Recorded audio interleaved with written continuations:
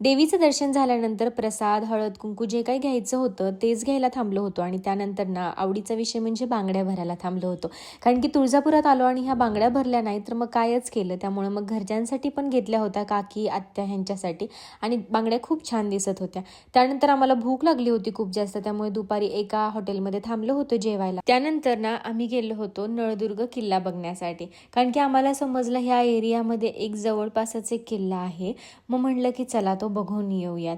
आणि हा ना जास्त किल्ला चढायचा नाहीये म्हटल्यावर आजीला थोडा आनंद झाला होता, पण परत ना ती आज जाईपर्यंत खरं तर खूप जास्त दमली होती आणि इथून चालता चालता पण ना तिला जास्त नकोच वाटत होतं. त्यामुळे ती एका ठिकाणी बसून राहिली नंतर, कारण की तिला ना चालायला काही झालं नाही. मग आम्ही मात्र सगळा किल्ला पाहिला नळदुर्गचा आणि खरं तर खूप छान वाटलं. आणि आम्ही गेलो होतो तेव्हा तर अजिबात जास्त पाऊस नव्हता, पण आम्ही तिथे पोहोचल्यानंतर थोडा थोडा पाऊस यायला लागला होता. त्यामुळे आम्ही छत्र्या तर घेऊनच गेलो होतो आणि वातावरण तसं छानच होतं आणि ते कणीस वगैरे सगळं भेटत होतं खायला.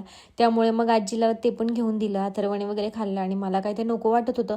प्रवासात खरं तर ना खूप जास्त एक्झर्शन होऊन जात आणि हा किल्ला खरंच खूप जास्त छान होता.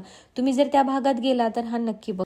आणि काही जणांनी आहे ना मला कमेंटसुद्धा केलेत की तुम्ही ना तुळजापूरचं दर्शन झाल्यानंतर नळदुर्ग किल्ला बघायला गेला होता ना. तर हो, बरोबर आहे. काही लोकांनी मला तिथे पाहिलेलं सुद्धा होतं.